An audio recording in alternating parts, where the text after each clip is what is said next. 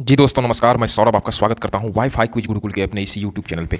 इस अंक में हम लोग बिहार दरोगा जो कि बिहार कर्मचारी चयन आयोग के द्वारा जो कि एग्जाम कंडक्ट कराया जाता था, और यह एग्जाम 22/8/2018 के प्रश्न पत्रों का जो है ना पूर्ण व्याख्या सहित हल संग्रह है। और निश्चित रूप से यह इसमें जितने सारे प्रश्न है ना, उस प्रश्नों का अगर आप मतलब 100 प्रश्न है और हर प्रश्न में लगभग 4 से 5 पॉइंट है और लगभग आपको 30-40 मिनट अगर समय दे देते हैं तो आपका लगभग कहिए तो मोटा मोटी 400 से 500 प्रश्न का आंसर तैयार हो जाता है। तो इसलिए आप वीडियो के साथ बने रहें। अगर वीडियो आपको अच्छा लग रहा है, सबसे पहले आप वीडियो को देखिए। अगर वीडियो वाकई आपको अच्छा लगे तो वीडियो को लाइक करें, चैनल को सब्सक्राइब और अपने दोस्तों के साथ शेयर करिए ताकि हम आपके लिए लगातार बेहतरीन कंटेंट उपलब्ध कराते रहें। चलिए इस अंक में शुरू करते हैं, इस यात्रा को शुरू करते हैं कि सुनहरा चावल किस रोग के बचाव में सहायक होता है। सुनहरा चावल, तो सुनहरा चावल मुख्य रूप से जीरप्थोलीमिया जो एक होता है, जीरेप्थो होना चाहिए, जीरप्थोलीमिया में सहायक करता है। और यह सुनहरा चावल जो होता है ना, इसका मुख्य रूप से अगर हम प्रयोग किया जाए तो प्रयोग मतलब विटामिन जो होता है ना ए को पूरा करने में इसका इस्तेमाल किया जाता है। जिसको कमी होती है उसको दिया जाता है यह चीज। और यह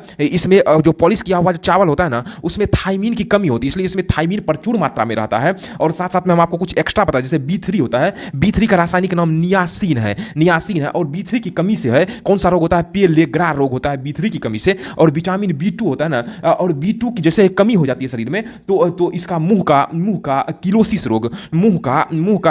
रोग इससे होता है, किलोसिस रोग इससे होता है। अगला प्रश्न देखते हैं कि मॉन्ट्रियल प्रोटोकॉल किससे संबंधित है। तो मॉन्ट्रियल प्रोटोकॉल जो मुख्य रूप से है कि वन्य जीव संरक्षण की, हिमालय संरक्षण की, तटीय भागों का विकास की, ओजोन परत का संरक्षण, इसमें हो जाएगा आपका ओजोन परत का संरक्षण हो जाएगा मॉन्ट्रियल प्रोटोकॉल। और ये मॉन्ट्रियल प्रोटोकॉल जो स्टार्ट गया था कब, 1987 ईस्वी में इसे प्रारंभ किया गया था। और यह मुख्य रूप से ओजोन परत में मतलब छिद्र का सर्वप्रथम अगर किसने किया था तो इसका नाम था, जो सर्वप्रथम जो पता जो किया था ना, वह फॉरमेन साहब ने किया था। कहां पर, 1885 में। और कहां पुष्टि हुई थी, आर्कटिका में, आर्कटिका क्षेत्र में सबसे पहले पुष्टि हुई थी। आर्कटिका कहां होता है, जैसे ग्लोब में ऊपर का क्षेत्र आर्कटिका, नीचे का क्षेत्र अंटार्कटिका होता है। और ओजोन परत जो मुख्य रूप से होता है ना, ओजोन परत कहां से होता है, समताप मंडल का निचली परत जो होता है वह ओजोन परत कहलाता है। और ओजोन परत का माप हम किस में मापते हैं, तो डॉप्सन में मापते हैं। ओजोन परत के माप को डॉप्सन में मापा जाता है। देखिए प्रश्न को आप लोग चाहे खाना बना रहे हैं, हो सकता है हमारी कुछ बहनें खाना बना रही होंगी, कोई ट्रैवल कर रहे होंगे, तो हम तो ये नहीं रखता है। आप अधिक से अधिक प्रश्नों का अभ्यास किए हैं कि यही महत्व है। वनडे एग्जाम है, ऑब्जेक्टिव बेस्ड एग्जाम की आप तैयारी कर रहे हैं, तो आपके प्रश्न का अभ्यास इतना होना चाहिए कि कोई भी प्रश्न पूछे कंफ्यूजन नहीं है, डायरेक्ट आंसर पे, ऑप्शन पे टिक, आंसर पे टिक होना चाहिए विद डिटेल के साथ में, कॉन्फिडेंस के साथ में। चलिए अगला पढ़ते हैं। याद रखिएगा कि कंपटीशन वही जीतेगा जो लगातार अभ्यास करेगा।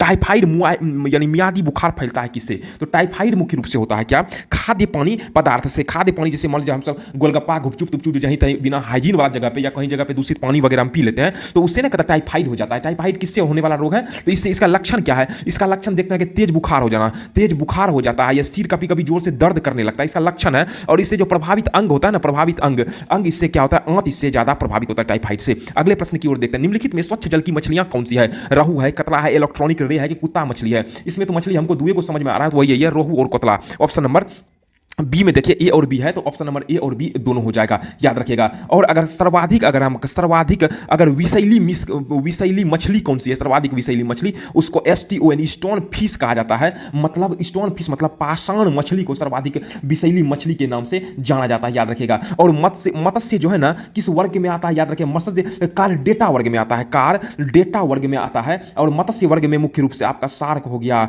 टॉर्पीडो हो गया, और टॉर्पीडो ये सभी, हिप्पोकैमस हो गया, हिप्पोकैमस हो गया, ये सभी इसके अंतर्गत में आते हैं। और हिप्पोकैमस को ही मुख्य रूप से समुद्री घोड़ा कहा जाता है। इसको क्या कहा जाता है, समुद्री घोड़ा कहा जाता है। और यह मत्स्य वर्ग के अंतर्गत है, याद रखिएगा। वानिकी अनुसंधान संस्थान कहां स्थित है, तो वानिकी अनुसंधान संस्थान है देहरादून में। सबसे पहले आप एक बार वीडियो को निश्चित रूप से देख लीजिए, कंप्लीट देख लीजिए डिटेल के साथ में, फिर दोबारा जब इसे आप तैयार करिए ना, तो आपका गलती नहीं होना चाहिए, लगभग 90% आपका सही होना चाहिए। इस तरह से आपका सेट कंप्लीट हो जाएगा। प्लेलिस्ट में 1 से लेकर के 9 तक, 2008 से लेकर के अब तक जितने प्रश्न पूछे गए प्रीवियस ईयर में, हम उसका सीरीज चला रहे हैं, आप उसको देख लीजिए। काफी बेहतरीन स्थिति में आप रहिएगा, काफी प्रश्न पर पकड़ हो जाएगा, आपको एक आइडिया आ जाएगा प्रश्न कहां से पूछे जाते हैं। और कोचिंग सेंटर जो हवा बना 10 हार्ड वाला क्वेश्चन डाल दिया और वो आपसे बनेगा नहीं, सोचिएगा कि एग्जाम निकला, अरे हार्ड है तो सबके लिए है, परेशान क्या हो रहा है। तो जो आपका लक्ष्य होना चाहिए कि हमारा 75% सही होना चाहिए। और जब 75% से प्लस अगर आप सही कर लेते हैं, तो भारतवर्ष का कोई एग्जाम नहीं है जिसमें आपका फाइनल मेरिट लिस्ट कोई रोक दे, याद रखिएगा। इसलिए आपका टारगेट 75%, 25% छोड़ के चलिए, 75% बना के चलिए, आपका कोई नहीं रोकेगा। इसके लिए आप लूसेंट या क्राउन का विविध पढ़ लीजिए, उसमें यह चीज का जिक्र है, वानिकी अनुसंधान वगैरह सबका।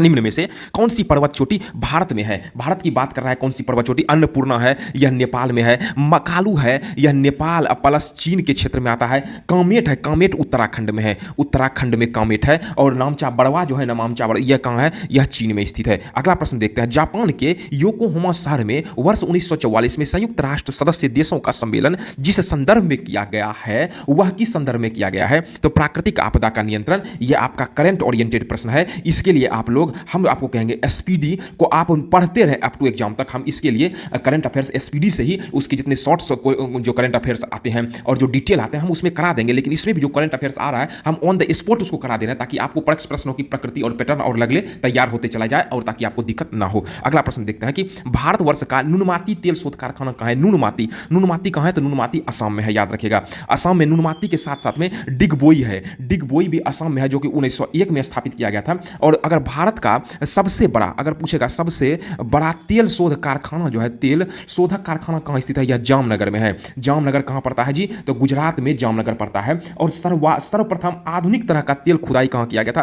तेल खुदाई जो है ना, तेल खुदाई आधुनिक तरीके का, सर्वप्रथम पहले तेल खुदाई आधुनिक तरीके का कहाँ किया गया था? तो 1859 ईस्वी में यूएसए में कराया गया था। अगला प्रश्न देखते हैं कि गुलबदन बेगम ने किसके कहने पर हुमायूं नामा लिखा?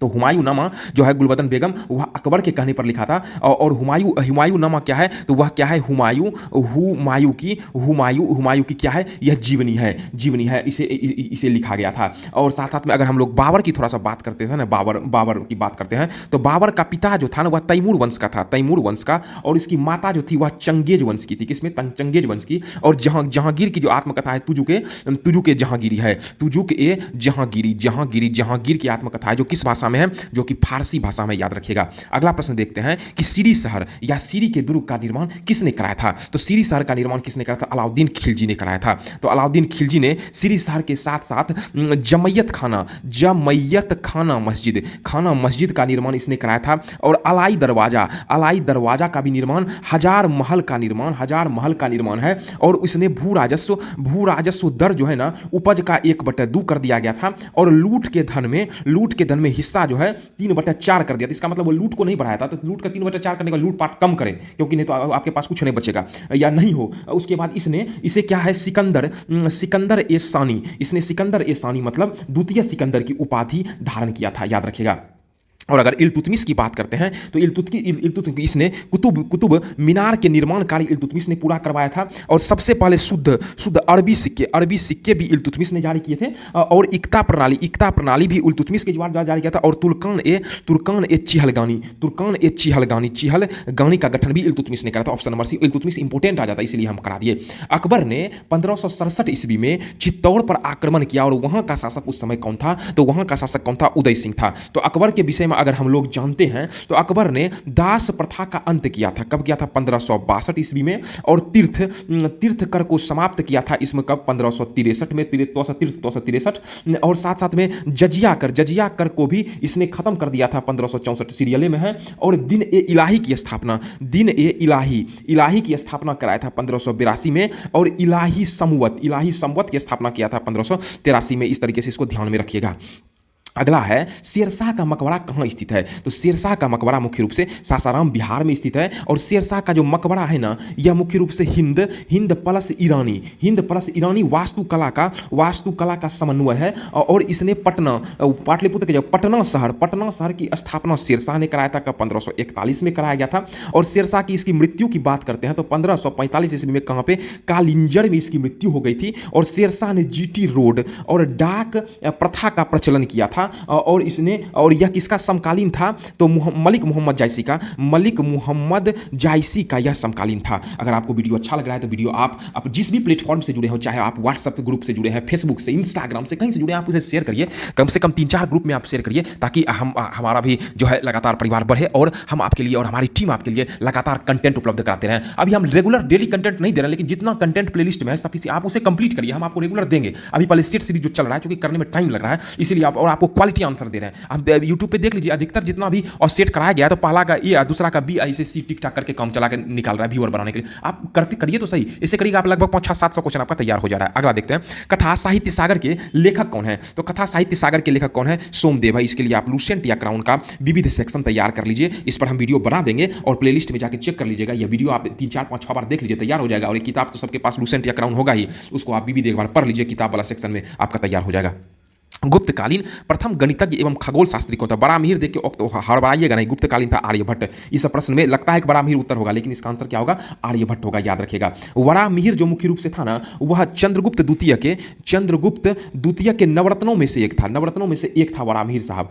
और मुख्य रूप से अगर आर्यभट्ट साहब की बात करते हैं तो आर्यभट्ट ने, याद रखिएगा, सूर्य सिद्धांत पुस्तक, यह एनसीईआरटी में इस पुस्तक का जिक्र है, इसीलिए इंपॉर्टेंट हो जाता है। और बीजगणित,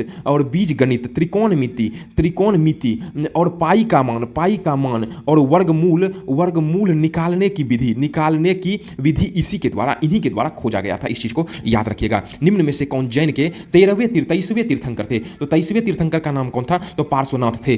देखिए, दो जैन तीर्थंकर जो है ना, ऋषभदेव प्लस अरिष्टनेमी, याद रखिएगा। इनका उल्लेख किसमें है? तो ऋषभ, याद रखिएगा, ऋषभ ऋग्वेद। हड़बड़ाइएगा नहीं, क्वेश्चन गलती मत कर दीजिएगा। और अरिष्टनेमी को जो है ना, भगवान कृष्ण का निकट संबंधी कहा गया है। किसको? तो अरिष्टनेमी को कहा गया है, याद रखिएगा। अगला प्रश्न देखते हैं, निम्नलिखित में से किसने हिंदी भाषा को भारत की राष्ट्रभाषा के रूप में स्वीकारा और पहली बार स्वराज शब्द का प्रयोग किया? पहली बार स्वराज शब्द का प्रयोग किसने किया था? तो स्वामी दयानंद सरस्वती के द्वारा किया गया था। उन्हीं का कथन था, स्वामी दयानंद सरस्वती का एक कथन था कि विदेशी शासन कितना भी अच्छा क्यों ना हो, लेकिन स्वदेशी शासन के बराबरी नहीं कर सकता। याद रखिएगा। अधिक से अधिक अभ्यास करिए, अंगद की तरफ पैर जमा दीजिए और वीडियो को पूरा देखिए, 3, 4, 5 बार देख लीजिए, ताकि प्रश्न पूरा आपको याद हो जाए डिटेल के साथ में, और आप निश्चित रूप से बेहतर स्थिति में रहिएगा।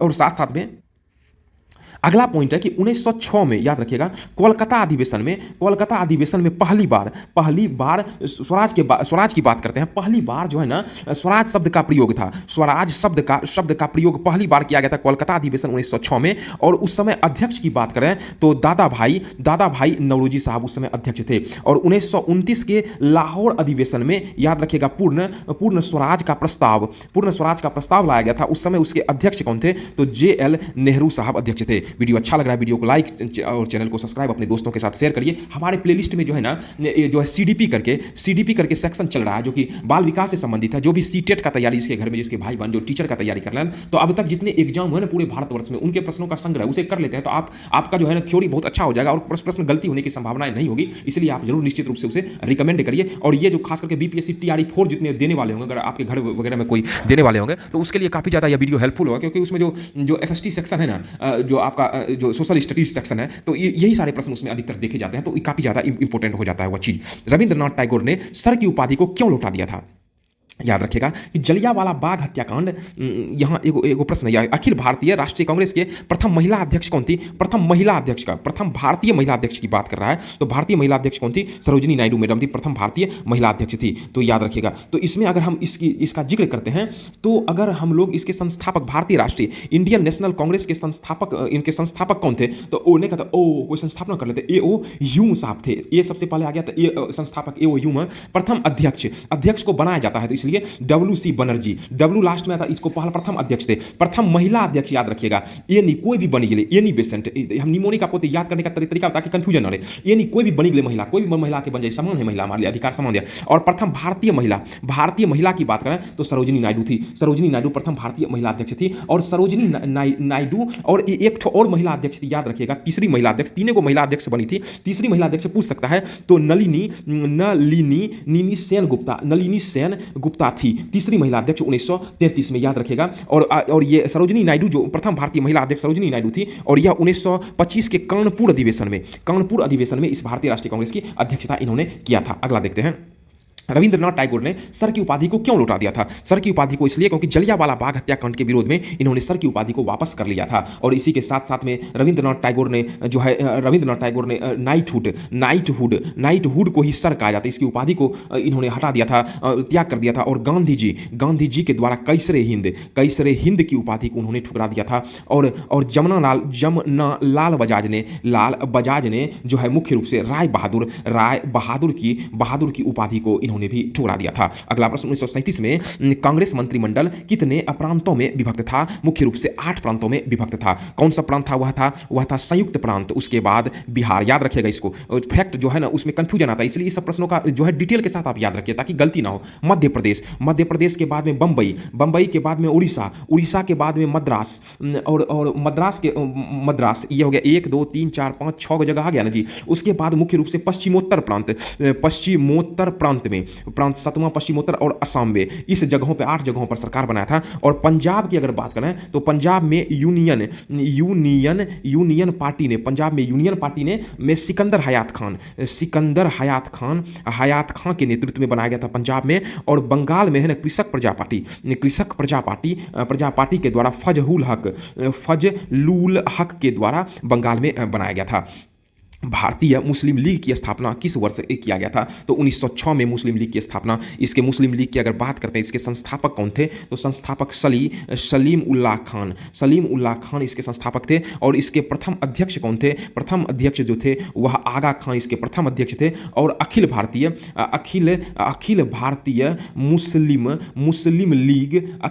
मुस्लिम लीग लंदन शाखा जो है ना, शाखा 1908 में अखिल भारतीय मुस्लिम 1908 में किसने स्थापना किया था? अमीर अली ने इसकी स्थापना किया था। किसमें? अखिल भारतीय मुस्लिम लीग लंदन शाखा। अगला देखते हैं कि प्रार्थना समाज के संस्थापक कौन थे? प्रार्थना समाज के संस्थापक गोविंद महादेव रानाडे साहब थे। और रानाडे साहब को ही महाराष्ट्र का शुक्रात के नाम से इन्हें जाना जाता है। और कर्वे के सहयोग से, डीके कर्वे के सहयोग से इन्होंने विधवा आश्रम संघ की स्थापना किया था। और साथ में दक्कन एजुकेशन सोसाइटी की स्थापना भी इनके द्वारा किया गया था। गांधी जी ने दांडी यात्रा का प्रारंभ किस तारीख और वर्ष से किया था? तारीख याद रखिएगा कि 12 मार्च 1930 से गांधी जी ने साबरमती आश्रम से, कहां से? साबरमती आश्रम से 6 अप्रैल 1930 को, दोनों डेट याद रखिएगा, 6 अप्रैल 1930 को जो है दांडी तक पहुंचे और वहीं से नमक कानून बना करके उसे तोड़ा था। और सुभाष चंद्र बोस साहब ने गांधी जी के दांडी जो है ना, दांडी यात्रा की तुलना जो है नेपोलियन के किससे? एल्बा से पेरिस यात्रा, नेपोलियन के एल्बा से पेरिस यात्रा और मुसोलिनी के रोम यात्रा से इन्होंने तुलना किया था। अगला प्रश्न, वर्ष 1911 के जनगणना के अनुसार भारत में न्यूनतम जनसंख्या वाला राज्य कौन सा है? तो वह जो न्यूनतम जनसंख्या है 2011 अरुणाचल प्रदेश में कितना है? 17 व्यक्ति प्रति वर्ग किलोमीटर है। तो और अगर कहा जाए सर्वाधिक, सबसे अधिक अगर कहा जाए तो सबसे अधिक की बात करते हैं तो सबसे अधिक बिहार का है। कितना है? 1106 व्यक्ति प्रति वर्ग किलोमीटर। केंद्र शासित में सबसे अधिक अगर हम बात करते हैं, केंद्र शासित में सर्वाधिक सबसे अधिक की बात करते हैं तो दिल्ली का फैक्ट खाली याद रखिएगा। और केंद्र शासित में न्यूनतम में है तो अंडमान एवं निकोबार का है न्यूनतम में। अंतर्राष्ट्रीय मुद्रा कोष का वित्तीयन किसके द्वारा किया जाता है? तो इसके जो सदस्य देश होते हैं उसके द्वारा किया जाता है। तो अंतर्राष्ट्रीय मुद्रा कोष जो है इसका हेड क्वार्टर कहाँ है? तो हेड क्वार्टर है वाशिंगटन डीसी में। इसके लिए हम आपको कहेंगे कि लुसेंट या क्राउन का विविध आप तैयार कर लीजिए, उसमें ये सारे उसके चार्ट दिए गए हैं, आपका तैयार हो जाएगा। बेरोजगारी और मुद्रास्फीति के संयुक्त घटक क्या कहलाती है? उसको हम लोग स्टैगफ्लेशन कहते हैं, जिसे मंदी भी कहा जाता है, मंदी। बैंक दर बढ़ाने का प्रभाव कम हो जाएगा यदि, बैंक दर को बढ़ाने का प्रभाव कब कम हो जाएगा? जब क्या हो जाए? जब एसएलआर बढ़ा दिया जाए, जब कैश रिजर्व रेशियो को कम कर दिया जाए तो बैंक दर क्या हो जाएगा? कम हो जाएगा। सीआरआर क्या होता है? सीआरआर मुख्य रूप से होता है कि आरबीआई के पास जो है ना अनिवार्य रूप से बैंक को कैश रखना पड़ता है। और सीआरआर में प्लस या माइनस, वृद्धि या कमी जब होगा तो बैंक दर में भी प्लस या माइनस। सीआरआर बढ़ा तो बैंक दर बढ़ा, सीआरआर घटा तो बैंक दर घटा, यह भी प्लस माइनस होगा। उसके बाद निम्न सार्वजनिक उपक्रम में कौन सी महारत्न कंपनियां हैं? तो महारत्न कंपनियां हैं तो ये सारे भेल से नहीं है, नहीं जैसे आए तो अलर्ट हो जाइएगा और यहाँ गोला मार दीजिए। इसमें बीएसएनएल महारत्न कंपनियां नहीं हैं। और अगर वर्तमान संदर्भ की बात करें, वर्तमान में 14 महारत्न कंपनी और 24 नवरत्न कंपनी और 73 मिनी रत्न कंपनी है। मिनी रत्न कंपनी की संख्या 73 है। निम्न में से बहुआयामी गरीबी सूचकांक का संबंध में कौन सा कथन गलत है? जैसे सही गलत आए, नहीं आए, गोला मार दीजिए, क्योंकि इस तरह के प्रश्न अगर आप जानबूझ करके 4-5 गलती कर देते हैं तो याद रखिए आप परीक्षा में के प्रतियोगी परीक्षा में रेस से आप लगभग अपने आप को बाहर समझिए। इसलिए यहाँ पे अलर्ट रहिए। और यह जो है ना एग्जामिनी जो क्वेश्चन एग्जामिनर सेट करता है वह इसी उद्देश्य से सेट करता है कि परीक्षार्थी इस पर गलती करे। उसका उद्देश्य ही रहता है गलती कराना, यह नहीं सिलेक्शन कराना उसका उद्देश्य नहीं। छोटे छोटे प्रश्नों में किस प्रकार से उलझा लें।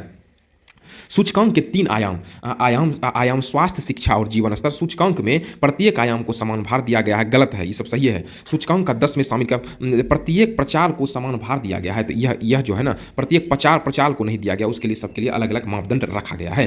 भारतीय नियोजन के वास्तुकार कौन थे? भारतीय नियोजन के वास्तुकार कहा जाता है तो पंडित जवाहरलाल नेहरू साहब को माना जाता है। और राष्ट्रीय नियोजन समिति की स्थापना की अगर हम बात करते हैं तो 1938 ईस्वी में किया गया। किसके द्वारा? तो JL नेहरू साहब के द्वारा स्थापना किया गया। और सर्वप्रथम याद रखिएगा, सर्वप्रथम नियोजित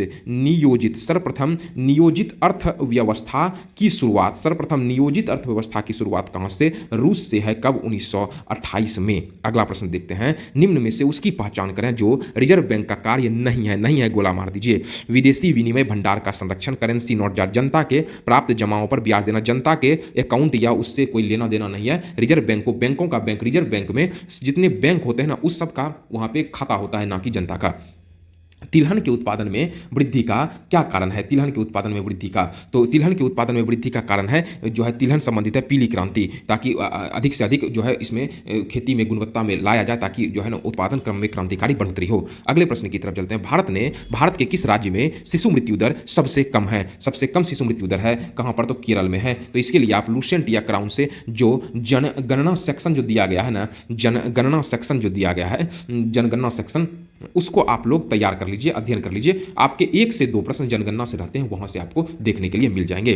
विश्व व्यापार संगठन WTO का मुख्यालय कहां है? तो WTO का मुख्यालय कहां है? तो जेनेवा में है। इसके लिए भी आप लोग लूसेंट या क्राउन का विविध सेक्शन को तैयार कर लीजिए, आपके लिए काफी उपयोगी होगा। नीचे दिए गए त्रिभुजों की कुल संख्या कितनी है? देखिए 1 2 3 4 गो त्रिभुज हो गया इसमें, 1 2 3 4 त्रिभुज, 4 4 8 4 कितना हो गया टोटल? सॉरी 1 2 3 4 गो त्रिभुज हुआ। उसके बाद हो गया कितना? एगो देखिए त्रिभुज, एगो हो गया 5 गो त्रिभुज, 6 गो त्रिभुज, 7 गो त्रिभुज, 8 गो। एक में है 8 त्रिभुज, 8 गो त्रिभुज और 8 गो त्रिभुज, 24 गो त्रिभुज हो गया।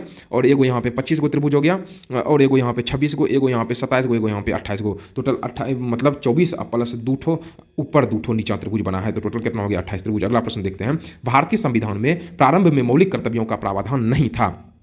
संविधान संशोधन द्वारा संविधान के किस भाग में इसका समावेश किया गया? मौलिक कर्तव्य प्रारंभ में नहीं था, बाद में संविधान के भाग 4 का क में मौलिक कर्तव्य का जिक्र किया गया। अगर हम लोग मौलिक कर्तव्य की बात करें तो मौलिक देखें इसमें जो है ना संविधान, तो एक याद रखिएगा, तो 42वां संविधान संशोधन कब? 1976 में इसका समावेश किया गया। कहां से लिया गया मौलिक कर्तव्य? तो रूस से लिया गया है। और किसके सुझाव पे? सरदार स्वर्ण सिंह समिति के सुझाव पे। और वर्तमान में 11 मौलिक कर्तव्य हैं। कितने हैं? 11 मौलिक कर्तव्य। और 11वां मौलिक कर्तव्य कौन सा है? तो 86वां संविधान संशोधन अधिनियम 2002 द्वारा 6 से 14 वर्ष के बच्चों को कानूनी रूप से मतलब 6 से 14 वर्ष कानूनी बाध्यता उस पर किसी प्रकार का नहीं दिया गया है, याद रखिएगा। अगला प्रश्न देखते हैं कि राज्य पृथ्वी पर ईश्वर का अवतार है, मतलब काम नहीं करा सकते हैं, कानूनी बाध्यता है। राज्य पृथ्वी पर ईश्वर का अवतार है, उक्त कथन का विचार किसका है? तो कुछ प्रश्न ऐसे होते हैं ना 2-4 जो कि आपको यह जो है ग्रेजुएशन पेपर से ले लिया जाता है, तो हड़बड़ाने की या उसमें परेशान होने की बात नहीं है।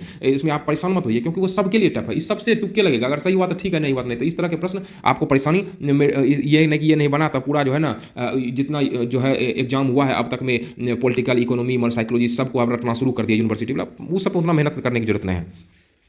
संविधान आप सेट लगाइए लगातार, फिर बंद करके सेट लगाइए। आप 100 प्लस 90 प्लस सही कर दे रहे हैं, आपको कुछ एक्स्ट्रा करने की जरूरत नहीं है। 75 76 नंबर आ रहा है, टेंशन नहीं लेना, पीटी आपका निकल जाएगा। मेंस में भी आपका रिजल्ट होगा। मैथ रीजनिंग पे आप थोड़ा सा मेहनत करिए, कंटेंट उपलब्ध है प्लेलिस्ट में, आप उसे जाकर के निश्चित रूप से देखिए, आपके लिए काफी उपयोगी होगा। हम आपके लिए जो है 50-25 क्वेश्चन का अब तक जितना प्रश्न पूछा है ना मैथ और रीजनिंग बिहार में जितना, उसके प्रश्न पत्रों का संग्रह लाएंगे, उसका हम विस्तार के साथ करवाएंगे। अभी थोड़ा सा समय की व्यस्तता है, इस वजह से हम ज्यादा कंटेंट उपलब्ध नहीं करवा पा रहे हैं। संविधान सभा में उद्देश्य प्रस्ताव प्रस्तुत किया गया था। उद्देश्य प्रस्ताव कब प्रस्तुत किया गया था, याद रखिएगा, 13 दिसंबर 1946 ईस्वी को उद्देश्य प्रस्ताव प्रस्तुत किया गया था। और अगर संविधान सभा उद्देश्य प्रस्ताव की अगर हम लोग बात करते हैं ना, उद्देश्य प्रस्ताव को किसने प्रस्तुत किया, तो पंडित जवाहरलाल नेहरू साहब के द्वारा दिया गया। इसे संविधान का इसे क्या कहा जाता है, दर्शन एवं आत्मा कहा जाता है, या इसको संविधान की कुंजी भी कहा जाता है। कुंजी भी इसी को कहा जाता है, कि इसको उद्देश्य प्रस्ताव को। इसमें अब तक जो है ना, अब तक एक बार इसमें संशोधन हुआ है, अब तक एक बार इसमें संशोधन किया गया है।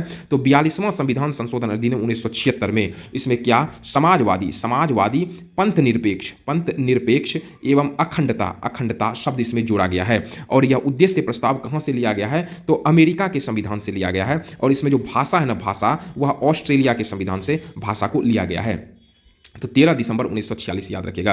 और इसको स्वीकार कब किया गया था, उद्देश्य प्रस्ताव को स्वीकार किया गया था 22 जनवरी 1947 को स्वीकार कर लिया गया था। स्वाधीनता आंदोलन के दौरान पूर्ण स्वराज लक्ष्य की घोषणा किस वर्ष की गई थी, तो पूर्ण स्वराज लक्ष्य की घोषणा 1929 लाहौर अधिवेशन में किया गया था। संविधान सभा के प्रथम अध्यक्ष कौन थे, तो प्रथम अध्यक्ष है, तो अस्थायी अध्यक्ष पर मत जाइएगा, प्रथम अध्यक्ष डॉक्टर सच्चिदानंद सिन्हा। अस्थायी और अस्थायी से नहीं पूछ रहा है, यहाँ प्रथम अध्यक्ष पूछ रहा है। तो डॉक्टर सच्चिदानंद सिन्हा जो है ना, जब पहली बैठक जब हुआ था, कब हुआ था, याद रखिएगा, 9 दिसंबर 1946 को संविधान सभा के लिए पहली बैठक हुआ था। उसमें पहली बैठक में अस्थायी अध्यक्ष जो थे, अस्थायी अध्यक्ष सच्चिदानंद सिन्हा साहब थे। और अगली बैठक जो हुआ था 11 दिसंबर 1946 को, उस समय के अध्यक्ष कौन थे, तो उस समय अध्यक्ष अस्थायी थे राजेंद्र बाबू। इसी में उद्देश्य प्रस्ताव वगैरह सब चीज लाया गया था, याद रखिएगा।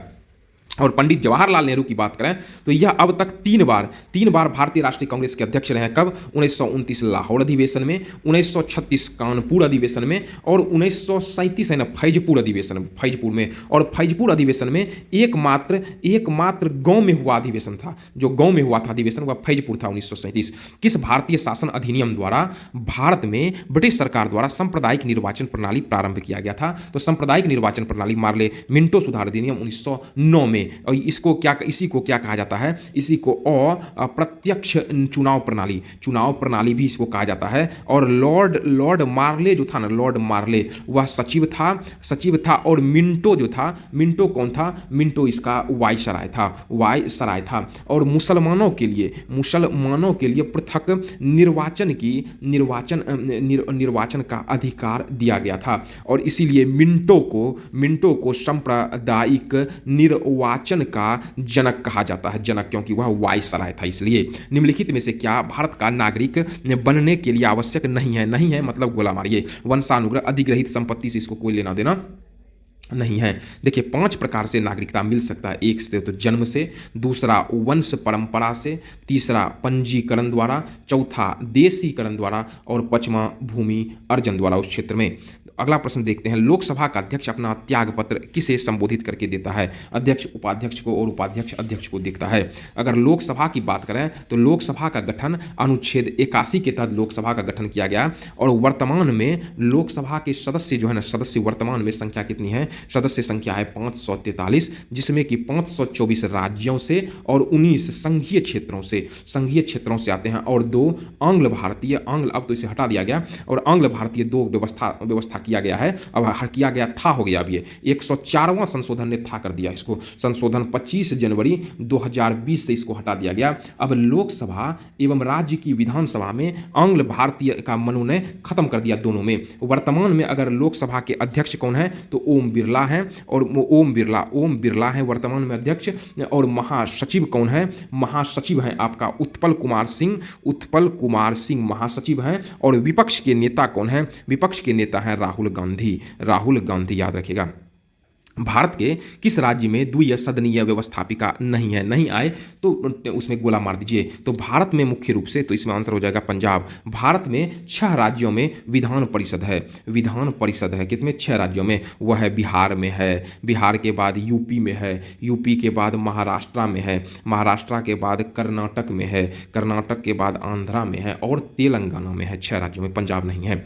कौन से मूल अधिकार केवल भारतीय नागरिकों को उपलब्ध है? तो भारतीय नागरिकों को जो मूल अधिकार है, अनुच्छेद 15 भी है, 16, 29, 19, 29 और 30 भी है, याद रखिएगा ये सभी हैं। और अगर मौलिक अधिकार की हम लोग बात करते हैं तो मौलिक अधिकार किस में है? तो भाग 3 में है। अनुच्छेद 12 से लेकर के 35 तक जिक्र है। अनुच्छेद 15, 16, 19, 29 एवं एक 30 को केवल भारतीय के लिए, और इसको छोड़कर सभी जो है, इसको अगर छोड़ दिया जाए, इसे अगर छोड़ दिया जाए तो शेष जितने हैं तो वह भारतीय प्लस विदेशी दोनों पर लागू हो जाते हैं। अगला प्रश्न देखते हैं। उस सत्य कथन का चुनिए। राज्यसभा में 12 सदस्यों को राष्ट्रपति मनोनीत करता है, 11 सदस्यों को मनोनीत करता है, 11 तो नहीं होता है, 12 सदस्य होता है। और प्रत्याशी को उसी राज्य का होना चाहिए जहां से वह राज्यसभा चुनाव लड़ रहा है। यहां सत्य कथन को चुनिए। पहले था ऐसा, लेकिन अब वह किसी भी राज्य से लड़ सकता है, ऐसा प्रावधान हटा दिया गया है। राज्यसभा को भंग किया जा सकता है। सत्य तो नहीं है, ये भी असत्य है, यह असत्य है। लोकसभा में राष्ट्रपति 2 सदस्य मनोनीत करते हैं। लोकसभा में राष्ट्रपति के द्वारा 2 सदस्य का मनोनीत किया जाता है। अब तो इसको भी खत्म हो गया ना, एंग्लो इंडियन खत्म ही कर दिया, तो मतलब अब संदर्भ में यह मतलब प्रश्न जो है ना गलत हो जाता है। ठीक है, सत्य कथन नहीं है, 11 की जगह 12 कर दीजिए थी, सत्य हो जाएगा। अगला प्रश्न देखते हैं कि सत्य कथन चुनिए। वित्त आयोग एक संवैधानिक निकाय है। वित्त आयोग के विषय में तो बिल्कुल सही है, संवैधानिक निकाय। अगर हम वित्त आयोग की बात करते हैं ना, तो वित्त आयोग जो है यह अनुच्छेद 280, जैसे अनुच्छेद में चर्चा आया तो संविधान बन गया हुआ। इसका गठन जो है प्रत्येक 5 वर्ष पर इसका गठन किया जाता है। और कौन करता है? तो राष्ट्रपति इसका गठन करता है। राष्ट्रपति के साथ में इसके प्रथम अध्यक्ष की बात करें तो प्रथम अध्यक्ष होते हैं केसी नियोगी थे, और 16वां अध्यक्ष कौन है? वर्तमान में 16वां अरविंद पनगरिया साहब। अरविंद पनगरिया साहब वर्तमान में 16वें अध्यक्ष हैं। राज्यसभा में गण पूर्ति हेतु कितने सदस्यों की आवश्यकता होती है? याद रखिएगा, तो राज्यसभा में 25 होती है। देखिए अनुच्छेद किसने के तहत? अनुच्छेद 100 के तहत जो है ना, तो राज्यसभा में देखें, अब वर्तमान राज्यसभा के साथ अधिकतम संख्या कितने? 250। 250 का 10%, 1/10 होता है, तो 1/10 कितना हुआ? 250 1/10, तो 25 हो गया, 25 है। अगर वर्तमान की हम बात करते हैं, वर्तमान में लोकसभा और राज्यसभा, लोकसभा में सदस्यों की संख्या है 543 और राज्यसभा में सदस्यों की संख्या है 245 है, याद रखिएगा। और लोकसभा कोड़म जो होता है, लोकसभा का कोड़म जो है, इसके लिए न्यूनतम 55 होना चाहिए और इसके लिए 25 होना चाहिए राज्यसभा के लिए। निम्नलिखित में से कौन सा कारक अभिक्रिया दर पर कोई प्रभाव नहीं डालता है? वह एमबीएलपी में परिवर्तन। Option number A right answer है। अगला प्रश्न, क्योंकि इसमें जो है एमबीएलपी में परिवर्तन का अर्थ यह होता है, इसलिए प्रभाव नहीं डालते हैं, जितनी भी वस्तुएं होती है ना, सब वस्तुओं में कुछ ना कुछ आंतरिक ऊर्जा रहता है। आंतरिक ऊर्जा चाहे कितनों बार टूट जाए तो उसमें आंतरिक ऊर्जा कुछ ना कुछ रहता है, इसलिए एमपीएलबी में परिवर्तन हो जाएगा। कार्बन नैनो ट्यूब निम्न में से किस संरचनात्मक परिवार का सदस्य है?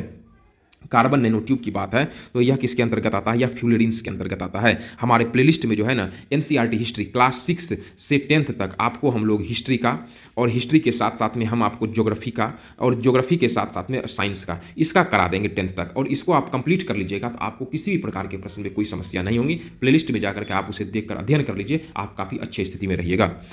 कॉपर के किस धातु में जिंक नहीं है, मतलब जस्ता नहीं है? वह कौन सी धातु है? बेल धातु। बेल धातु को ही हम लोग कांसा कहते हैं, और कांसा किसका किसका मिश्रण है? सीसा प्लस टीन धातु का मिश्रण है, तो ऑप्शन नंबर सी हो जाएगा। फेफड़ों का सफेद कैंसर किसके कारण होता है? तो फेफड़ों में मुख्य रूप से सफेद कैंसर जो होता है तो वह होता है एस्बेस्टस के कारण। और यह एस्बेस्टस क्या होता है? तो एस्बेस्टस जो है ना, वह कई प्रकार के खनिज सिलिकेट हैं, इसमें उष्मा का कोई प्रभाव नहीं पड़ता है, इसलिए जहां ज्यादा उष्मा वाला कम रहता है तो एस्बेस्टस का जो है ना, लोग जो है जैकेट पहन लेता है तो उससे उस पर ज्यादा प्रभाव नहीं पड़ता है। एस्बेस्टस का जो धूलकण होता है, इसी धूलकण से एस्बेस्टोसिस रोग होता है। और साथ साथ में अगर सिलिका का धूलकण अगर आता है ना, धूलकण से सिलिकोसिस रोग होता है, याद रखिएगा। और कोयला क्षेत्र में जो काम करता है वहां पर जो धूलकण लगता है उसको न्यूमोकोनियोसिस रोग होता है, न्यूमोकोनियोसिस रोग। और आर्सेनिक जो होता है ना, अगर आर्सेनिक का इस्तेमाल हो जाए तो उससे होता है ब्लैक फुट रोग होता है आर्सेनिक के इस्तेमाल से, याद रखिएगा। संसद की प्रकलन समिति क्या है? तो प्रकलन समिति अस्थायी समिति है। और प्रकलन समिति की अगर हम बात करें तो इसका गठन कब किया गया था? 1950 में। किसने किया था? तो जॉन मथाई साहब के द्वारा किया गया था। और मूलतः की बात करें तो 25 थे, प्रकलन समिति में 25 सदस्य थे मूल में, पहले कब? 1956 में। लेकिन वर्तमान में कितने हो गए? वर्तमान में 30 हो गए हैं। और इसके सारे सदस्य लोकसभा से ही होते हैं। और इसका अध्यक्ष जो है ना, अध्यक्ष हमेशा सत्ता पक्ष का होता है, सत्ता पक्ष का ही अध्यक्ष होता है। और अध्यक्ष सत्ता पक्ष का होता है, याद रखिएगा। अगला प्रश्न देखते हैं। और इसका जुड़वा वहन किसको कहा जाता है? तो उसे लोक लेखा समिति, लोक लेखा समिति का जुड़वा वहन भी कहा जाता है, याद रखिएगा। वित्त आयोग के संदर्भ में गलत कथन को चुनिए। वित्त आयोग द्वारा की गई सिफारिश राष्ट्रपति पर बाध्य है, राष्ट्रपति पर किसी की भी सिफारिश बाध्यकारी नहीं है। तो यह कथन गलत को टिक मारिए, गलत है एकदम। आराम से क्वेश्चन को पढ़िए और टिक आंसर लगाइए। इस तरह के प्रश्न जानबूझकर आपसे गलती कराया जाता है, ठीक ना? आप जानते हैं फिर भी आपसे गलती करा लेता है एग्जामिनर। इसीलिए प्रश्न जैसे आए गलत है, सही है, इनमें से कौन सा नहीं है, इसमें सतर्क हो जाने की जरूरत है। तो इसमें कौन सा है? यह बाध्यकारी, चूंकि यह जो वित्त आयोग किस प्रकार का निकाय है? संवैधानिक निकाय है। इसका गठन अनुच्छेद 280 के तहत किया गया। किसके द्वारा किया जाता है? तो राष्ट्रपति ही इसका गठन करता है। इसका कार्य क्या होता है? इसका कार्य होता है संघ एवं राज्यों के करों का बंटवारा इसका कार्य होता है। और प्रथम वित्त आयोग का गठन जो है ना कब किया गया था? तो 1951 ईस्वी में किया गया था। इसके अध्यक्ष कौन थे? तो के.सी. नियोगी। और वर्तमान में इसके अध्यक्ष कौन है? वर्तमान में अरविंद पनगरिया साहब हैं। अगला प्रश्न देखते हैं कि अब देखिए रीजनिंग का प्रश्न आ गया, तो रीजनिंग के प्रश्न को सॉल्व करिए। अगर इतना इसका अगर 13 है और यानी ग्रेटर देन को जोड़ कहा जाता है 8 है, और लेस देन को घटाव कहा जाता है 6 है, और जोड़ को क्या कहा जाता है? जोड़ को भाग कहा जाता है, भाग है। तो 2 तिया 6 हो गया, 8 में 3 चला गया, कितना? 13 प्लस 5 कितना हो गया? 18। ऑप्शन नंबर इतना हो गया। विलुप्त संख्या ज्ञात करें। 51 है, 51 में कितना जोड़ेंगे? जो आपका 66 होगा, इसमें 15 जोड़ेंगे तो 66 हो जाएगा। और 15 में अगर हम यहाँ पे देखते हैं तो इसमें हम 21 जोड़ते हैं तो ये हो जाता है 23, 123। और 21 के बाद इसमें हम देखते हैं कि 23 जोड़ते हैं तो ये 46 हो जाता है, मतलब 2 का अंतर है। तो 15 में अगर हम इसमें 17 जोड़ते हैं तो ये कितना हो जाएगा? 83। इसमें 83 आ जाएगा आंसर। और 83 में अगर 19 जोड़ते हैं, देखिए तो 9 3 12 102 पुर गया, तो इसमें ये जोड़े तो 102 आ जाता है। तो आंसर क्या हो जाएगा? 83। वीडियो को अगर एक बार पहुंच करके देख लीजिए। रीजनिंग और मैथ का जिस समय अभ्यास कराएंगे तो निश्चित रूप से आप अभ्यास कर लीजिएगा, तो काफ़ी ज़्यादा बेहतर स्थिति में रहिएगा, कोई भी प्रश्न छूटेगा नहीं। अगला प्रश्न देखते हैं। अनुक्रम में कौन सा गलत संख्या है? 7 है। तो 7 दूनी 14 जोड़ 1 कितना हो गया? 15। 15 दूनी 30 जोड़ 2 कितना हो गया? 32। फिर गुना 2 है और इसमें बढ़ते रहना है। 32 दूनी कितना हो गया? 64। 3 होना चाहिए ना? 64 और 3 कितना हो गया? 67 है। यहाँ कितना दिया है? 65। ये गलत है। अब अगला भी देखते हैं। और 67 दूनी कितना? 7 दूनी 14, 4 14 134। 134 में 4 जोड़ेंगे तो 138 पूर गया। ठीक है, पहला वो गलत है। नवीन कहता है कि मोहन की माता मेरी माता की एकलौती पुत्री है, तब नवीन मोहन से क्या संबंध है? नवीन न बोल रहा है, तो नवीन कहता है कि मोहन की माता, तो यहाँ पे माता ले लीजिए। नवीन कह रहा है कि मोहन की माता, यानी मोहन की जो माता है ना, मोहन की देखिए नवीन कहता है कि मोहन की माता मेरी माता की, इसकी माता की एकलौती पुत्री है, तब नवीन का मोहन से, ये मोहन है, मोहन की माता, तो नवीन का, यह नवीन यहीं पर है जी, नवीन का जिसके साथ में का लगा रहे, से लगा रिलेशन उसी के साथ जाता है, तो नवीन का, नवीन कौन लगेगा? मोहन। तो नवीन मामा लगेगा मोहन, तो माता नहीं है मामा है, तो ऑप्शन नंबर सी। अगला प्रश्न देखते हैं। इस तरह का अगर प्रश्न आए ना तो आप सतर्क होकर के जो इसका नियम है ना तो उसी नियम के अनुसार बनाइए। जैसे है कि रमन जो है ना पश्चिम की ओर 10 किलोमीटर चलता है, तो ये हो गया ईस्ट, हो गया वेस्ट, हो गया नॉर्थ, हो गया साउथ। पश्चिम की ओर इधर चला 10 किलोमीटर चलता है। अब बाईं तरफ, बाईं जैसे इधर चला तो इधर बाईं तरफ मुड़ा और 15 किलोमीटर चला, पुनः हुआ बाईं ओर मुड़ता, अब दाहिना हो जाएगा बामा, बाईं ओर मुड़ता इधर ही मुड़ेगा, और जो है और कितना 20 किलोमीटर चलता है। अब वह किस दिशा में है? तो ईस्ट है, वेस्ट है, वेस्ट है तो मतलब पश्चिम दिशा में है, तो ऑप्शन नंबर कौन सा आ जाएगा आपका? ऑप्शन नंबर, अब वह किस दिशा में है? अगला प्रश्न देखते हैं। अगला निम्न विकल्पों में से एक चयन की श्रेणी को पूर्ण करें। अब इसमें श्रेणी को पूर्ण करें। जैसे ए है, ए का लेटर नंबर कितना? 1। डी का लेटर नंबर कितना है? 4। 4 - 1 कितना हुआ? 3। 3 का स्क्वायर 9 हो गया। उसी तरह जी का कितना है? 7। एल का कितना है? 12। 7 में 12 चला गया तो कितना? 5। 5 का स्क्वायर 25। वही चीज़ किया है। आगे भी है। अगर हम लोग यू लेते हैं तो यू का लेटर नंबर कितना है? 23। भी का लेटर नंबर कितना है? 25। सॉरी, यू का लेटर नंबर कितना है?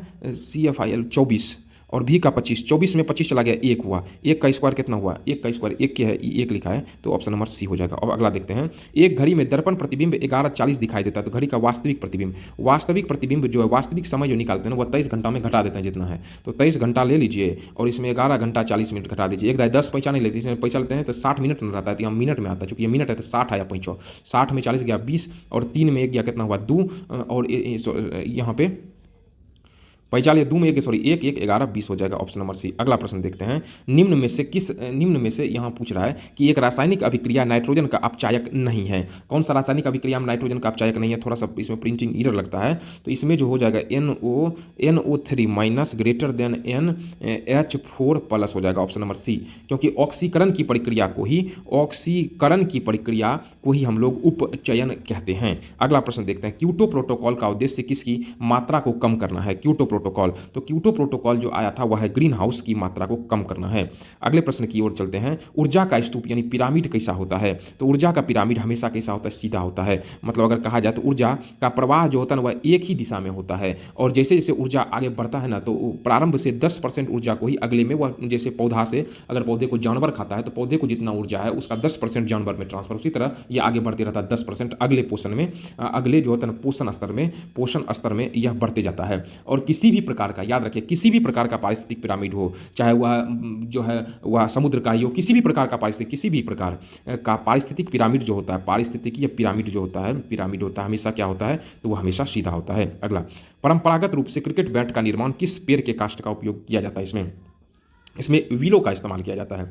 और विलो जो है ना, विलो क्या, वह हल्की होती है, हल्की प्लस मजबूत होती है। और विलो मुख्य रूप से जम्मू और कश्मीर क्षेत्र में, और जम्मू से ज़्यादा नहीं कश्मीर क्षेत्र में ज़्यादा पाया जाता है। और इसकी लकड़ी का जो कोयला मिलता है ना, विलो का जो कोयला प्राप्त होता है, उसी से बारूद भी बनाया जाता है, बारूद के बनाने में भी काम आता है। और मेप्पल जो है तो मेप्पल लीफ, मेप्पल से वायलिन हो गया, वायलिन होता है, उसके बाद ड्रम हो गया, गिटार हो गया, ये सभी चीज़ से बनाया जाता है। और साथ में अगर दिया सलाई की बात करें, दिया सलाई की तिल्ली की अगर हम लोग बात करते हैं तो पाइनस लकड़ी से दिया सलाई की तिल्ली बनाया जाता है। और जीवित जीवाश्म जो है ना, जीवाश्म कहा जाता है साइकस को जीवित जीवाश्म कहा जाता है। या जितने सारे पॉइंट्स आ रहे हैं ना, हम सभी पॉइंट्स को करा देते हैं ताकि संभावित जो प्रश्न बनते हैं वो भी अगर आए तो इसी में से आए, इसी डिस्कशन में से आए, तो गलती होने की संभावना बिल्कुल भी ना हो, ये सारे प्रश्न आपकी नज़र से गुजर जाए। भारत का राष्ट्रीय पुष्प कौन सा है? तो राष्ट्रीय पुष्प की अगर हम लोग बात करते हो तो नीलम्बो न्यूसीफेरा है भारत का राष्ट्रीय पुष्प, कमल। और जीव विज्ञान का पिता किसे कहा जाता है? तो जीव विज्ञान का पिता अरस्तु साहब को कहा जाता है। और बायोलॉजी शब्द अगर कहा तो इसका सर्वप्रथम प्रयोग किसने किया था? तो लाइमार्क एवं ट्रेविनियस ने किया था। और प्लवमान सिद्धांत से, प्लवमान जिन मतलब या जंपिंग जिन जिसे कहा जाता है, जंपिंग जिन इसका किसने दिया था? इसे दिया बारबरा मैक्लिंटॉक ने जंपिंग जिन दिया। और किस पर रिसर्च किया था? यह किया था मक्के के पौधे पर इस पर रिसर्च हुआ था। अगला देखते हैं कि निम्न में से कौन सा एक कूट फल है?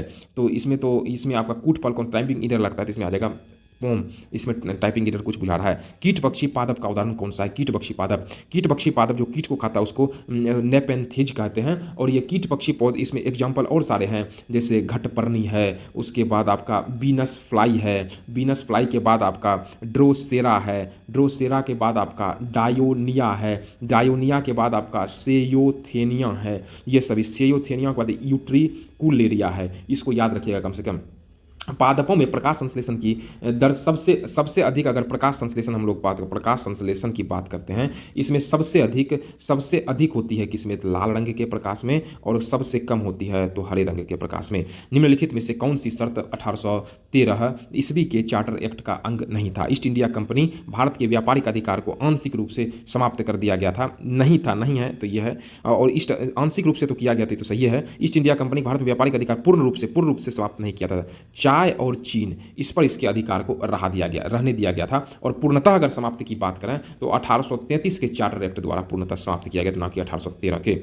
एक प्रकाश वर्ष बराबर होता है 9.46, यहाँ पे है, इसको मान 11, इसको 12, इसको 13, इसको 15, 9.46 गुना 10 पावर 12 किलोमीटर के बराबर होता है। और एक पारसेक बराबर होता है 3.26 प्रकाश वर्ष के, या 3.08 गुना 10 पावर 16 मीटर के बराबर होता है एक पार्सेक। निम्न में से कौन सा नियम रॉकेट प्रणोदक में शामिल होता है? रॉकेट प्रणोदक में जो शामिल होता है न्यूटन के गति का तीसरा नियम, क्रिया के विपरीत प्रतिक्रिया। और साथ में गैलीलियो एवं न्यूटन महोदय ने गति के संबंध में इन्होंने विचार दिया था। न्यूटन महोदय ने 3 नियम दिया था। पहला नियम में बल की परिभाषा, दूसरा नियम में बल का व्यंजक, और तीसरा नियम में संवेग संरक्षण संरक्षण का नियम आता है। अगला प्रश्न, निम्न में से कौन सा ग्रह सौर मंडल में वैक्यूम क्लीनर की भांति कार्य करता है? तो ऑप्शन आ जाएगा बृहस्पति। बृहस्पति को तारा और ग्रह दोनों की श्रेणी में रखा जाता है, दोनों की श्रेणी में रखा जाता है। क्यों? क्योंकि इसमें रेडियो ऊर्जा के कारण ऐसा माना जाता है। यदि वायुमंडल में वायु दाब 76 सेंटीमीटर दाब से कम हो तो पानी तापमान पर उबलेगा, अगर कम रहेगा तो कम पे उबलेगा, मतलब 100 डिग्री सी से कम पे उबलेगा। याद रखिएगा, द्रव का क्वथनांक जो समानुपाती होता है वायुमंडलीय दाब का, अगर ये बढ़ा तो यह भी बढ़ेगा, अगर ये घटा तो यह भी घटेगा। याद रखिएगा। सूर्य व तारों में ऊर्जा का मुख्य स्रोत कौन सा है? तो ऊर्जा का स्रोत है नाभिकीय संलयन अभिक्रिया से ऊर्जा का स्रोत मुख्य रूप से है। नाभिकीय विखंडन अगर बात करें तो यह है परमाणु ऊर्जा नाभिकीय विखंडन। नाभिकीय संलयन में एक और हाइड्रोजन, अगर हाइड्रोजन बम की बात करते हैं तो यह नाभिकीय संलयन पर कार्य करता है।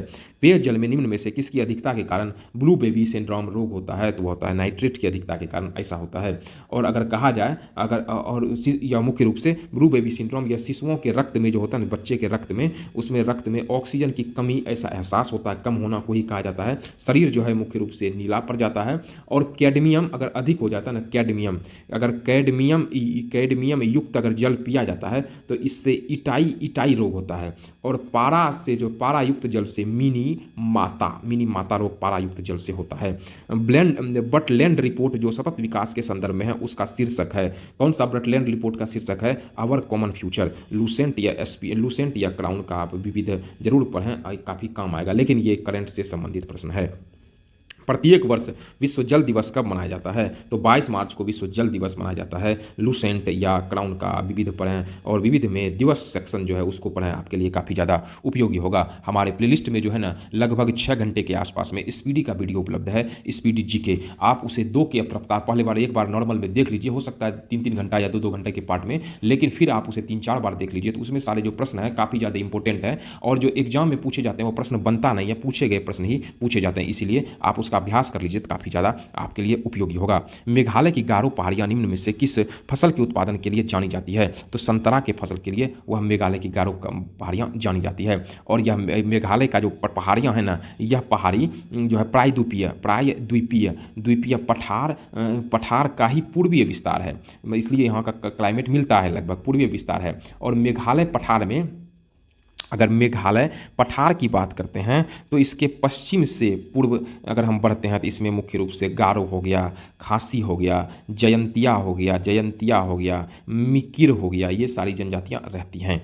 भारत में वन नीति संशोधन कब किया गया था? वन नीति में संशोधन कब किया गया था? तो 1988 में किया गया था, याद रखिएगा। और राष्ट्रीय कृषि आयोग, कृषि से संबंधित एक पॉइंट याद रखिए, राष्ट्रीय कृषि आयोग की बात करें तो यह जो है 1976 में, इसका काम क्या है? इसका है सार्वजनिक प्लस निजी, इस भूमि में वृक्षारोपण को बढ़ावा देना है। अगला प्रश्न, नेफा का फुल फॉर्म क्या है? तो north east frontier agency, option number C right answer है। और नेफा जो है, अगर कहा जाए नेफा की बात करते हैं तो 1972 तक जो है ना एक प्रकार का यह प्रशासनिक विभाग था, और 1972 में अरुणाचल प्रदेश नामक केंद्र शासित प्रदेश बना था। 1972 में केंद्र शासित के नाम से जाना जाता था अरुणाचल प्रदेश, और 1987 में इसे पूर्ण राज्य का दर्जा मिला था। इंपॉर्टेंट है, याद रखिएगा। पशुओं की रेड सिंधी नस्ल निम्न में से किसकी है? तो यह है गाय की नस्ल है। और अगर हम लोग बात करते हैं, और यह नस्ल रेड सिंधी, यह पाकिस्तान में कराची एवं भारत में हैदराबाद क्षेत्र में यह पाई जाती है। और सबसे अगर भारी नस्ल सबसे भारी नस्ल की बात करते हैं तो भारी नस्ल कौन सा है? कांकरेज है, जो कि भारत में ही पाया जाता है, इसकी सबसे भारी नस्ल है। उसके बाद गरनसी, एक होता है गरनसी होता है नस्ल। गरनसी के दूध जो होता है ना उसमें 5% तक जो है वसा रहता है, और सबसे ज़्यादा वसा भैंस में होता है, भैंस के दूध में 9% तक। अगला, भारत का दक्षिणतम बिंदु कौन सा है? तो दक्षिणतम बिंदु की अगर हम लोग बात करते हैं तो दक्षिणतम बिंदु है आपका इंदिरा पॉइंट है, याद रखिएगा। इंदिरा पॉइंट है दक्षिणतम बिंदु, यह कहाँ है, यह है ग्रेट निकोबार में। और अगर पूर्वीय बिंदु की बात करें तो पूर्वी बिंदु है आपका किबिथु में, बिथु यह कहाँ है, यह है अरुणाचल प्रदेश में। और पश्चिमी बिंदु है गुहार मोती, और यह कहाँ है, यह है गुजरात में। उत्तरी बिंदु कौन सा है, इंदिरा कॉल है उत्तरी बिंदु, यह कहाँ है, तो यह जम्मू और कश्मीर क्षेत्र में है। लोनावाला जल विद्युत संयंत्र स्थित है कहाँ पे, तो यह करंट संबंधित आ जाता है प्रश्न, महाराष्ट्र में है लोनावाला। और बहुउद्देशीय परियोजना को आधुनिक भारत का मंदिर किसने कहा था, तो JL नेहरू साहब ने कहा था। भारत में परमाणु ऊर्जा आयोग की स्थापना औसैन आयोग 1948 में किया गया था, याद रखिएगा। अगर परमाणु ऊर्जा की बात करें तो इसका कार्यक्रम तो 1945 में, परमाणु ऊर्जा आयोग की स्थापना 1948 में। उसके बाद परमाणु ऊर्जा विभाग की स्थापना 52 से आगे बढ़ जाइए 1954 में। और बार्क की परमाणु ऊर्जा विभाग को ही बार्क के नाम से बदल दिया गया था, कब, 1967 में। और भाभा परमाणु अनुसंधान केंद्र, याद रखिएगा, भाभा, यही है बार्क, भाभा परमाणु अनुसंधान केंद्र का हेड क्वार्टर कहाँ है, मुंबई में, याद रखिएगा। और इंदिरा गांधी परमाणु अनुसंधान केंद्र, इसका हेड क्वार्टर कहाँ है, इसका हेड क्वार्टर है कल्लपक्कम कहाँ है, तमिलनाडु में है। अगला, नामदफा बाघ अभ्यारण्य कहाँ है, नामदफा है आपका अरुणाचल प्रदेश में है। और इसके लिए आप लूसेंट या क्राउन का जो ज्योग्राफी है ना, उसको आप लोग पढ़ लीजिए, इंडियन ज्योग्राफी काफ़ी उपयोगी होगा। दक्षिण भारत का सर्वोच्च चोटी कौन सा है, तो अनाईमुडी दक्षिण भारत की सर्वोच्च चोटी के नाम से जाना जाता है, अनाईमुडी को। और भारत का दक्षिण पर्वतीय जो होता है ना, और दूसरी सबसे ऊंची चोटी कौन सी है, तो दोदा बेटा है दक्षिण भारत की दूसरी सबसे ऊंची चोटी, जो कि नीलगिरी पर्वत का यह भाग है, पर्वत की ऊंची चोटी है। और ये वर्गाकार इधर बनाते हैं, इधर पलटाएंगे, ऊपर जाएगा, इधर यहाँ चला जाएगा, फिर यहाँ। ऑप्शन नंबर देख लीजिए किस में मिल रहा है, तो यह ऑप्शन नंबर आपका ऑप्शन नंबर बी में मिल रहा है। अगला, दिए गए चित्र में एथलीट एशियन और इंडियन, देखिए जितना एथलीट होता है ना एशियन और जितना एशियन है, जितना इंडियन है, सब एशियन है, और जितना एथलीट है वह इंडियन और एशियन भी हो सकता है, ऑप्शन नंबर सी। अगला प्रश्न देखते हैं, 2 तथा 7 अंकों के बिना संख्या जब आप बनाते हैं तो कितना संख्या बना लेंगे, तो आप ये 51 हो गया, 52, 53, 54, 55, ऐसे करके ना, जिसमें 2 और 7 को हटा दीजिएगा, तो आप 72, 70 के बाद से हटेगा तो इसको काउंट करिएगा तो आपका 32 को संख्या बनेगा। अगला प्रश्न, यदि m बराबर 13 और PN बराबर 35 तो होटल के लिए क्या होगा, m का लेटर नंबर ही होता है 13, P का लेटर नंबर 16, E का लेटर नंबर 5 और N का लेटर नंबर 14, इसको जोड़िए तो 6 4 10 35 हो गया ना। उसी तरह H का लेटर नंबर कितना हो गया, एच का लेटर नंबर आपका कितना हो गया, एच का लेटर नंबर हो गया आपका 8, एच का लेटर 8, ओ का 15, टी का 20, ई का 5, एल का 12, इसको जोड़िएगा तो आपका कितना हो जाएगा, आपका 60 हो जाएगा, 8 2 10 5 5 10 60। अगला देखते हैं, निम्न में से कौन सी दाईं ओर 8वें के दाईं तरफ चौथा अवयव होगा, दाईं ओर जो है ना, दाहिने ओर राइट साइड ना, 8वें के दाहिनी तरफ चौथा, तो 8वें में 4 घटा दे, चौथा गिनिए, दाहिनी तरफ इधर से होता है राइट, इधर से होता है लेफ्ट, 1 3 चौथा है 1, ऑप्शन नंबर ए। अगला, किस लीप वर्ष के लिए निम्नलिखित महीनों में से किसका समान कैलेंडर नहीं होगा, समान नहीं होगा, जनवरी भी 31, अक्टूबर भी 31, मार्च 30, और ये जनवरी पर मार्च 31, सितंबर 30, ये 31, ये भी 31, ये भी 31, ये भी 31, ऑप्शन नंबर 1 अलग है, बी। अगला, पाचन तंत्र का कौन सा भाग HCl स्रावित करता है, तो HCl जो स्रावित करता है तो कौन होता है, आमाशय स्रावित करता है, याद रखिएगा। आमाशय से निकलने के बाद जो है ना, भोजन कहाँ पहुँच जाता है, तो वह छोटी आंत में पहुँच जाता है, याद रखिएगा। और शरीर की सबसे बड़ी ग्रंथि है, यह सबसे बड़ी ग्रंथि है शरीर की यकृत। अगला, चित्र में दर्शाए गए अर्धवृत्त का व्यास AB है, यदि AQ बराबर 2AB तो निम्न में से सही विकल्प चुनें, तो इसमें सही विकल्प आप इसको चुनिएगा, AQ बराबर 2AB। तो इसमें हम जानते हैं, तो AQ बराबर जब 2AB होगा तो इसका मतलब क्या है, ये कौन दोनों समान है, तो जब ये चूंकि AQ देखो AQ, क्योंकि AQ बराबर क्या है 2AB, आधार दोनों का बराबर है, तो आधार जब बराबर है, क्योंकि इसी पर त्रिभुज बना है, तो त्रिभुज भी बराबर है, तो त्रिभुज ए पी बी बराबर त्रिभुज है ए क्यू बी, त्रिभुज इसका बराबर हो गया। ए पी बी बराबर त्रिभुज क्या हो गया, बराबर त्रिभुज हो गया ए क्यू बी। जब त्रिभुज बराबर है तो इसका सब तीनों कोण भी बराबर है, चूंकि आधार बराबर है तो कोण पी बराबर क्या है, कोण क्यू के, ये भी बराबर है। तो जब कोण पी बराबर कोण क्यू होते तो एंगल भी बराबर हो गया ना, तो कोण ए पी बी ये वाला कोण और बराबर कोण ए क्यू बी, तो ऑप्शन नंबर हो जाएगा आपका सी। हम जब प्रीवियस कराएंगे जितने सारे प्रश्न पूछे गए हैं अब तक का, तो इसमें सारे प्रश्न आ जाएंगे, तो आप लोग उस सीरीज को निश्चित रूप से मैथ रीजनिंग का काफी उपयोगी होगा। एक वृत्त की परिधि, एक वृत्त की परिधि है कितना, 880 मीटर है वृत्त का व्यास, मतलब वृत्त की परिधि 2 पाई आर बराबर होता है 880, 2 गुना 22/7 गुना आर बराबर हुआ 880, 22 दूनी 44 दूनी 807, 7 दूनी को आर बराबर कितना हुआ, कोना कोनी गुना 140, डी बराबर क्या होता है 2r, मतलब 2 गुना 140 बराबर हो जाएगा 180। धरफराए में आप 140 भी आंसर बहुत लड़का मारा होगा या मारिएगा, ठीक है, इसीलिए सवाल को पढ़िए, ये पूछ रहा है व्यास, त्रिज्या लेकर के आप मार दीजिएगा, इसलिए ध्यान से इसका आंसर करिएगा तो सही रहेगा। अगला देखते हैं, त्रिभुज देखें ए बी सी गुणोत्तर श्रेणी में है, तब log a log b log c किस श्रेणी में होगा। अब देखिए गुणोत्तर श्रेणी में अगर पूछ रहा है ना, तो गुणोत्तर श्रेणी जो होता है ना उसमें होता है बी स्क्वायर बराबर होता है ए सी होता है। अब बी स्क्वायर बराबर क्या है, तो हम बी स्क्वायर को क्या लिख सकते हैं, log b पर स्क्वायर बराबर ए और सी, मतलब log a और log c ये लिख सकते हैं ना। इसको log a और c मतलब 2 देखें log b पर पावर a मतलब 2 log b, इसको क्या लिख सकते हैं 2 log b, 2 आगे आ जाता है, बराबर हुआ क्या log ac, यही हुआ ना जी। तो इसलिए अगर हम इसलिए log b बराबर हम निकालते हैं तो log b बराबर हुआ log AC अब बटे 2, यही हुआ। अब समानांतर श्रेणी का क्या सूत्र होता है, तो ए बराबर क्या होता है, तो ए बराबर सूत्र होता है b प्लस सी बटे 2 समांतर श्रेणी में, इसलिए लॉग जो ए और बी और सी सब के श्रेणी में समांतर श्रेणी के अंतर्गत है। अगला प्रश्न देखते हैं कि यदि असमीकाएं यहाँ पर दिया है कि 5x + 2, देखें यहाँ है क्या 5x + 2 लेस देन 8x - 1 है ना।